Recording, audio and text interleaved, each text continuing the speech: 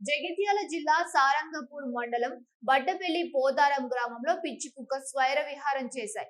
అర్ధరాత్రి ఇంటి బయట నిద్రిస్తున్న 9 మందిపై ఒక్కసారిగా గాయపరిచింది. ఈ ఘటనలో మహిళలు, పురుషులు ఎక్కువగా ఉన్నారు. వెంటనే చికిత్స కోసం జగిత్యాల ప్రభుత్వ ఆసుపత్రికి తరలించారు. విషయం తెలుసుకున్న స్థానిక ఎమ్మెల్యే సంజయ్ ఆసుపత్రిలోని రోగులను పరామర్శించి ధైర్యం చెప్పారు. గ్రామ ప్రజాప్రతినిధులు ప్రజలు ఎప్పుడూ అప్రమత్తంగా ఉండాలని సూచించారు. నియోజకవర్గం బట్టపల్లి పోతారం గ్రామంలో కుక్కలు దాదాపు టోటల్ పేషెంట్స్ కూడా 11 మంది పైన దాడి చేస్తే హాస్పిటల్కి వచ్చింది. ఇంకా కొందరేమో త్రుటిలో తప్పించుకున్నారు. అందులో ఇద్దరికి చాలా సీరియస్గా తలపైన మెడకు దగ్గర కరవడం జరిగింది. మిగతా వాళ్ళకు చేతులకు కాళ్ళకు కరవడం జరిగింది. వెంటనే ఆ గ్రామ సర్పంచ్ గారు స్పందించి వాళ్ళందరినీ కూడా కార్లలో, అంబులెన్స్లో హాస్పిటల్ తరలించారు. మా హాస్పిటల్ డాక్టర్స్, స్టాఫ్, సిస్టరమ్మలు, మా పారామెడికల్ స్టాఫ్ అందరూ కూడా వెంటనే వాళ్ళందరూ కూడా కట్టగట్టి ఇవన్నీ చేయడం జరిగింది. దానికి తగిన మందులు అన్నీ కూడా ఉన్నాయి. ముఖ్యంగా ప్రైమరీగా ఇచ్చే యాంటీ రేబీస్ వ్యాక్సిన్ కావచ్చు, టీటీ కావచ్చు ఇవ్వడం జరిగింది. దీన్ని అన్నిటికంటే ముఖ్యంగా తల దగ్గర అక్కడ కరిచిన వాళ్ళకు ఇంకా తొందరగా అటాక్ అయి ఉంటుంది. దానికోసం ఇమ్యూనోగ్లోబులిన్ ఇంజెక్షన్స్ కూడా ఇద్దరికి ఇస్తున్నారు.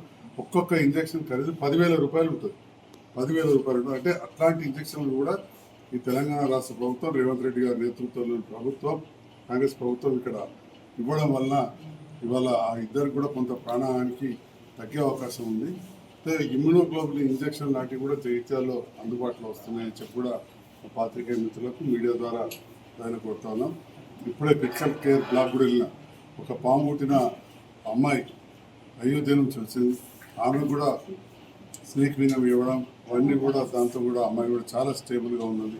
నిన్న ఒక రిటైర్డ్ ఎంప్లాయీ కూడా ఊపిరితిత్తులు వచ్చి శ్వాస వెళ్ళకుంటుంటే కూడా ఇమ్మీడియట్ ట్రీట్మెంట్ చేస్తే సూపరింటెండెంట్ గారు అందరూ చూడడం. అంటే ఈ రకంగా జగిత్యాల ప్రభుత్వ ఆసుపత్రిలో ఒక మంచం కూడా ఖాళీ లేకుండా ఫుల్గా ఉన్నది.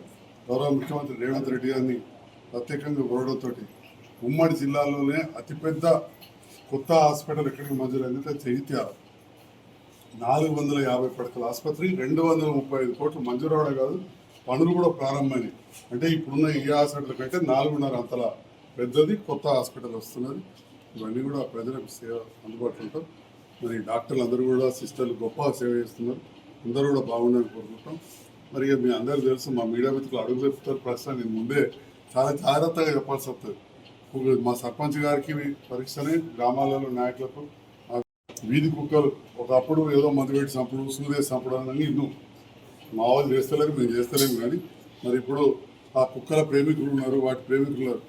ప్రభుత్వ పక్షాన కొన్ని ఫ్యామిలీ ప్లానింగ్ ఆపరేషన్లు అబౌట్ ఇవ్వటం కొన్ని చేస్తున్నాం. కానీ మరి దీని పట్ల ప్రభుత్వం కూడా చేసే పని చేస్తూ ఉంది. ఈ ఎవరైతే జంతు ప్రేమికులు కావచ్చు, స్వచ్ఛంద సంస్థలు కూడా ఈ ఫ్యామిలీ ప్లానింగ్ ఆపరేషన్స్ వీటన్నిటిలో కూడా కొంత ముందరికి వచ్చి కుక్కల సంఖ్యను తగ్గించాల్సిన అవసరం ఉన్నది. వీధి కుక్కలను సొంతం పెంచుకునే వాళ్ళు పెంచుకుంటారు.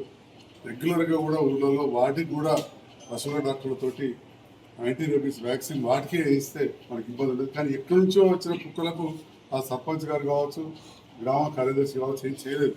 చెప్తున్నారు సర్పంచ్ బట్టపల్లి పోతారంలో ఆ కుక్క ఏదైతే ఉందో అసలు ఆ ఊరు కుక్కరే కాదు.